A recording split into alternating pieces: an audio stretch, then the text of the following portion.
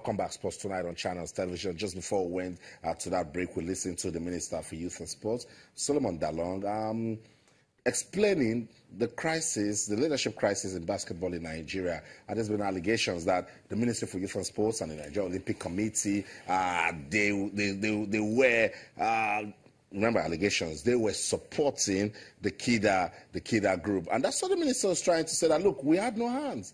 And he was just trying to explain that if the Tijani Umar group had picked forms and were part of the process, yes, they can come out and actually contest the elections, but they weren't part of it. But, Joseph, and Joseph, you were part of those pundits that picked the NOC, the ministry that had not handled things properly as regards achieving balance in the whole crisis. But you heard the minister and he's saying, look, I'm even pleased that FIBA is coming. FIBA should come and then do things their way. You know, in the letter that FIBA, he did state categorically that none of the elections actually fulfilled their regulation.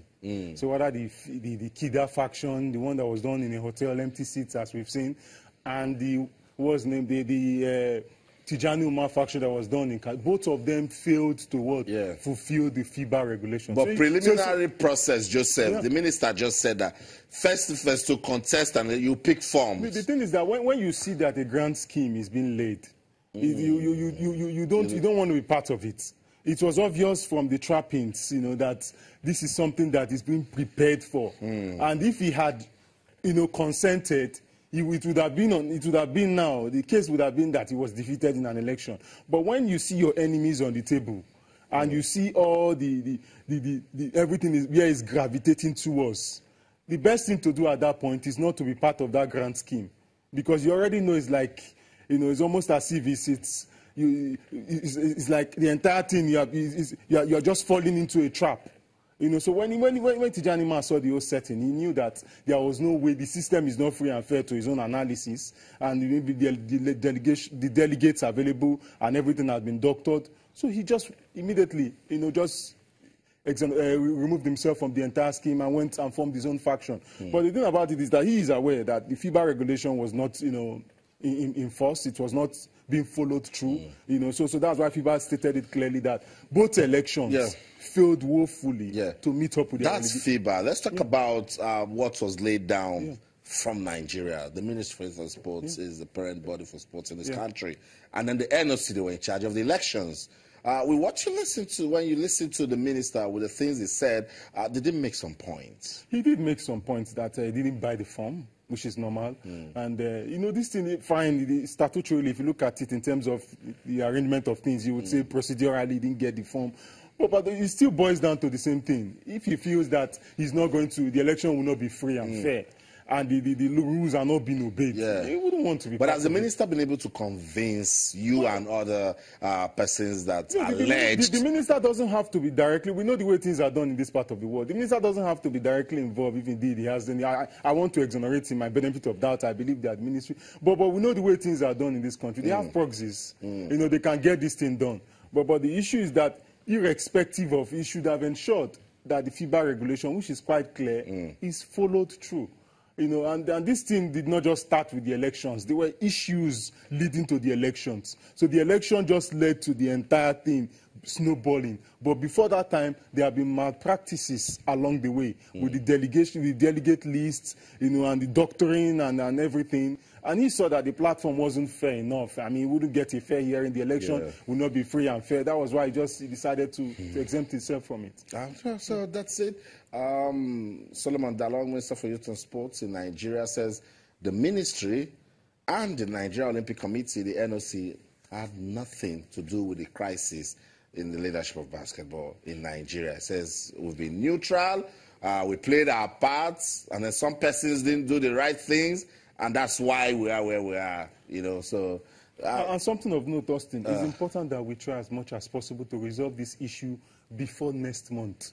Because if FIBA comes here, at the end of it, they will just be at their mercy. So it's better we try as much as possible. They gave us a much longer time. We couldn't resolve it. Now we have a smaller time. I just hope the Nigerian Olympic Committee would be able to find the truth. They tried, didn't they try? Both parties... They are the ones that asked for extra time. I just hope they will be able to make it count this time. And if both parties aren't willing, FIBA, That FIBA's first letter to me is all I'm holding on to, is reassuring that they will do what they can to rescue basketball in Nigeria. So why these persons are not ready, I'm certain FIBA won't ban Nigeria. They wouldn't. Hopefully they won't ban Nigeria, but they're just going to do something that will make sure that nobody holds basketball to Nigeria. Absolutely, and that is what is required. That's right. So that's it with the basketball leadership crisis in Nigeria. And basketball, surprisingly, is doing so well. And we need the leadership to be stable, to be result-oriented, purpose-driven, because 2018 is very, very busy for basketball in Nigeria. The D Tigers, they will start their World Cup qualifying campaign, and this one is not 2 games. It's home and away fixtures. And the D Tigers, they will be competing at the World Championships in Spain. And the 3x3 is there as well. And the 3x3, so it's a busy year. I will also have basketball at the Commonwealth Games. So it's going to be very busy. So we just want everybody to understand that it's a new year. If you love basketball, if you have passion for it, then let it progress in Nigeria. Sports Tonight on Channels Television, and that progress is what we want. The Tunde Popola is the Secretary General of the Nigeria Olympic Committee. He says, Austin, let's forget about 2017. Yes, a lot of things happened, but we managed to gain some results. In 2018, we can get better. Let's listen to him. We'll be right back. We're going to record some good successes this year, both in terms of administration, cooperation, technical areas, governance, the structure. A lot of things are going to happen this year. They're going to change, and for the better. That one I can assure you. We need to talk about the issue of governance. We just finished an election now, which of course is being resisted some quarters. But I will tell you, if we had a very stable governance structure before now, I suppose we'll move forward, because there you got the headship, you have the leadership. And when we have it faulty from the beginning, there's no way we can progress. If the head is bad, of course, they still can't do nothing. So I think with that, we should be able to progress. We should be able to progress more. Really not. And I will tell you, we've already been doing well in Commonwealth Games, if you know by the records. And of course, we had certain better preparation this year, I would say, because already the athletes are in camp now. Some months too. It's very, very unusual to have people in camp for 3-4 months before a competition. It's usual. It's not in our own style of doing things, which is not the best. But I hope that with this kind of arrangement, with the funds being released, it's been confirmed today, not only have we released already available, I don't think we will have any challenge in doing well this year, except we get it around technically again. So that's it, Secretary General of the Nigeria Olympic Committee, Tunde Popola.